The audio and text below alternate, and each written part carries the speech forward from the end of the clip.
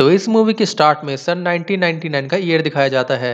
इस टाइम हमारा hero Tony Stark Switzerland में एक टेक्निकल कॉन्फ्रेंस अटेंड करने गया हुआ था। वहां पर माया हैंसन नाम की एक साइंटिस्ट से टोनी की मुलाकात होती है। माया ने एक्सट्रीमिज नाम का एक ऐसा फॉर्मूला बनाया था जो कि किसी भी लिविंग ऑर्गेनिज्म को रीजनरेट और एनहेंस कर सकता था, लेकिन उसके फॉर्मूले में अभी भी कुछ कमियां थी, जिसके लिए वो टोनी स्टार्क से हेल्प मांगती है ताकि उसकी हेल्प से वो अपने फॉर्मूले को परफेक्ट कर सके।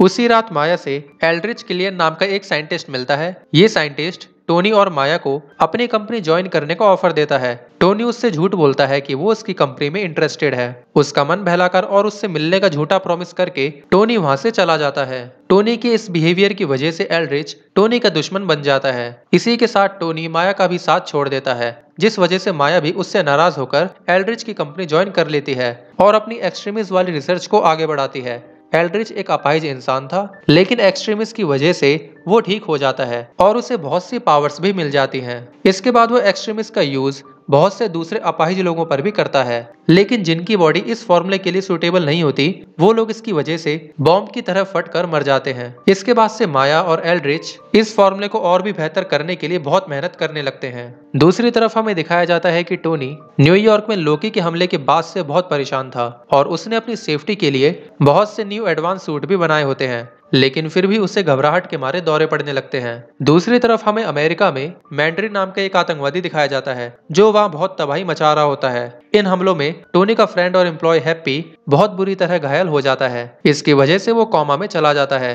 इस घटना की वजह से टोनी को बहुत गुस्सा आता है और वो खुलेआम मैंड्रिन को धमकी दे देता है, जिससे गुस्सा होकर मैंड्रिन टोनी के घर पर अटैक कर देता है। टोनी किसी तरह से वहां से बचकर निकल जाता है और रोज हिल नाम की एक जगह पर पहुंच जाता है। टोनी के सूट का पावर खत्म होने की वजह से वो वापस न्यूयॉर्क नहीं लौट पाता, जिसकी वजह से सब लोग टोनी को उस हमले में मरा हुआ समझने लगते हैं। इसके बाद टोनी उस शहर में एक बच्चे के घर पर अपना आर्मर चार्ज करने लगता है। थोड़ी बहुत छानबीन करने पर टोनी को पता चलता है कि उस शहर में जो आतंकवादी हमले हुए थे उनमें एल्ड्रिच का भी हाथ है। इसके बाद टोनी मैंड्रिन की लोकेशन ट्रैक करके उसे मायामी में जाकर पकड़ लेता है, लेकिन उसे पता चलता है कि मैंड्रिन कोई आतंकवादी नहीं बल्कि एक एक्टर है जिसका रियल नेम ट्रेवर स्लैटरी है और वो एल्ड्रिच के ही कहने पर मैंड्रिन का रोल कर रहा था, क्योंकि एल्ड्रिच के एक्सपेरिमेंट की वजह से लोग ब्लास्ट होकर मर रहे थे। इसलिए उसने मैंड्रिन को ऐसा करने के लिए कहा ताकि पुलिस का ध्यान उसके एक्सपेरिमेंट से हट जाए और वो कानून से बच सके। मैंड्रिन से पूछताछ के दौरान उसका एक आदमी टोनी पर अटैक करके उसे पकड़ लेता है।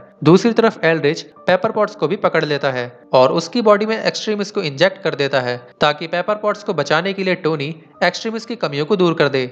लेकिन माया को यह सब ठीक नहीं लगता और वो इस सब में एल्ड्रिच के अगेंस्ट हो जाती है, जिसकी वजह से एल्ड्रिच माया को मार देता है। दूसरी तरफ हमें दिखाया जाता है कि रोडीज प्रेसिडेंट की प्रोटेक्शन में लगा होता है। उसे मैंड्रिन की एक गलत लोकेशन दी जाती है जहां पहुंचकर रोडीज को भी पकड़ लिया जाता है। इसके बाद एल्ड्रिच रोडीज का आर्मर भी चुरा लेता है ताकि वो इसकी हेल्प से प्रेसिडेंट तक पहुंच सके।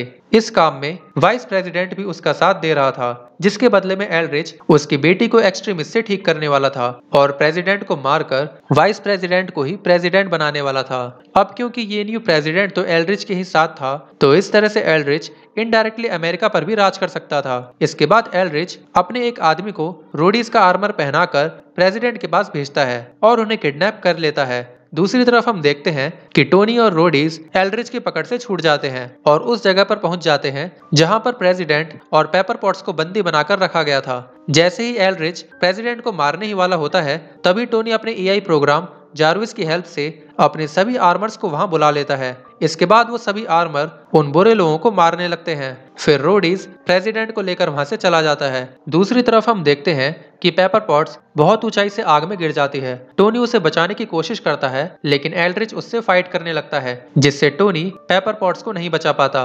फिर हम देखते हैं कि दूसरी तरफ से पेपर पॉट्स आकर टोनी की हेल्प करती है और एल्ड्रिच को मार देती है। इससे हमें पता चलता है कि उस एक्सट्रीमिस्ट की वजह से पेपर पॉट्स में भी स्पेशल पावर्स आ गई थी, जिसकी वजह से उसे आग से कुछ नहीं हुआ। पेपर पॉट्स को जिंदा देखने की खुशी में टोनी अपने सभी आर्मर्स को डिस्ट्रॉय कर देता है। इसके बाद मैंड्रीन और वाइस प्रेसिडेंट को अरेस्ट कर लिया जाता है। इसके बाद टोनी कुछ एक्सपेरिमेंट्स करके पेपर पॉट्स की बॉडी से वो एक्सट्रीमिस्ट निकाल लेता है। इसके बाद वो एक्सट्रीमिस्ट को खुद अपनी बॉडी में इंजेक्ट कर लेता है, जिसकी हेल्प से वो अपना ऑपरेशन करवा कर उन बॉम्ब के टुकड़ों को अपनी चेस्ट से निकलवा लेता है और पूरी तरह से ठीक हो जाता है। इसके बाद टोनी को अपनी चेस्ट पर वो आर्क रिएक्टर लगाने की जरूरत नहीं पड़ती। अब टोनी उसके बिना भी अपना आयरन मैन वाला सूट यूज कर सकता था और इसी के साथ ही मूवी एंड हो जाती है।